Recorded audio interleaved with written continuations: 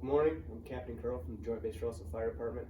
I'm here to talk to you about the Community Risk Reduction Plan geared towards reducing cooking fires in the home. Joint Base Charleston is geographically separated into three different areas. We have the Air Force Base, the Naval Weapons Station, and North Auxiliary Airfield.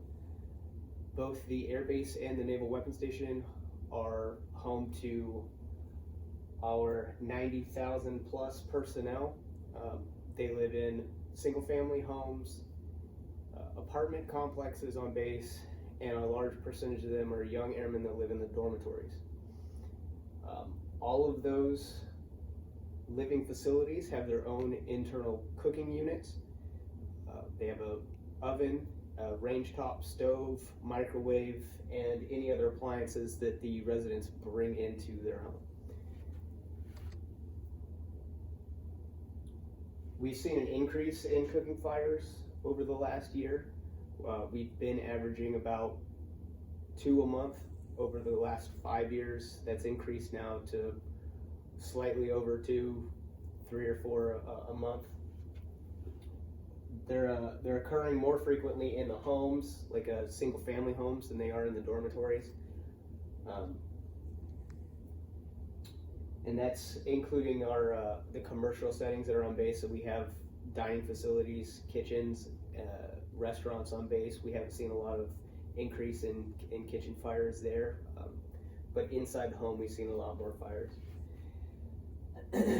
In 2019, we had 1,200 service calls for structural fires. 490 were structural responses, and 30 of those were considered cooking fires or deemed cooking fires by our emergency reporting system. Now, 30 doesn't seem like a lot. However, that includes only fires that were contained to the cooking surface and the cooking containers. So anything that spread from the cooking container to room and contents was logged as a room and contents fire. Now, the purpose of this plan is to, number one, rectify that discrepancy in logging and annotating how many fires we're having, because obviously 30 doesn't seem like a lot. It's more than that. We need to get better information. We want to reduce the occurrence of the cooking fires in the home, identify who is having the most difficulties with starting fires while they're cooking, and we want to develop an educational system and program for teaching people how to safely and effectively cook in their home without starting fires, and identify the most effective method for getting that information out. So we have our estimated population here is 90,498 residents of Joint Base Charleston total. The largest portion of that is our dependents and active duty military members, which is it's over half of the people on base are active duty members and their dependents. The largest number being dependents at over 43,000 people.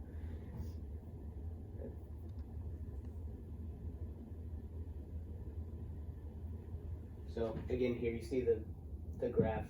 These are two largest portions. So, well, retirees make up the second largest. Dependents and military collectively make up over half.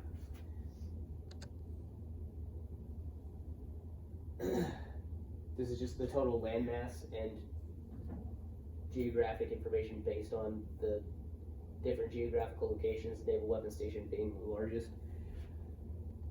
Next.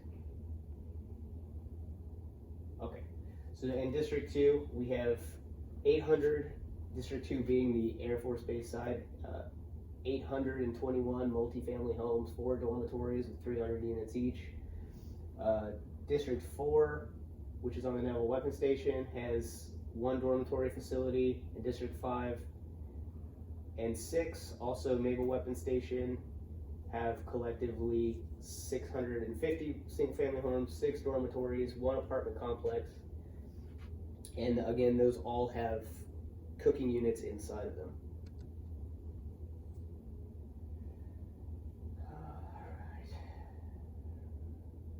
This is the Joint Base Charleston Fire Emergency Services. Obviously, we're here 24 hours a day, 7 days a week.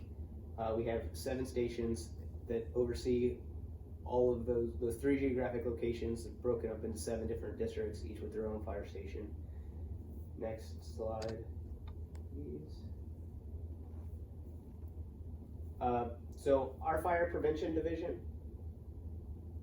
is staffed. We have 6 fire inspectors and 1 fire prevention chief. They're responsible for putting this plan into action. The plan for the future is to up the level of visibility to the community by doing static displays in front of commercial buildings and our grocery stores, retail stores, restaurants, things like that. We also intend on doing a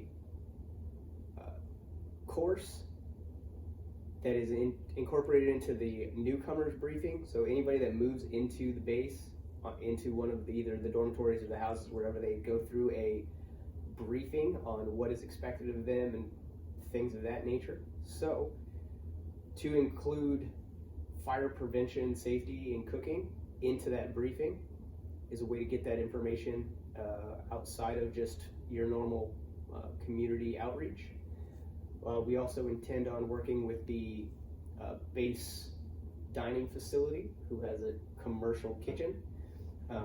Work with them to offer a course that is geared more towards like home economics and teaching people how to cook, but having members from the fire department there to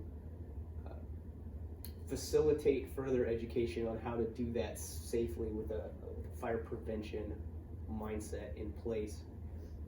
And the overall, a farther reaching goal, I would say, is to invest in a kitchen fire training simulator that will be used for Fire Prevention Week, any kind of group organized events, and that way we can bring people through, show how kitchen fires occur, what they look like, how to mitigate them, and how to prevent them.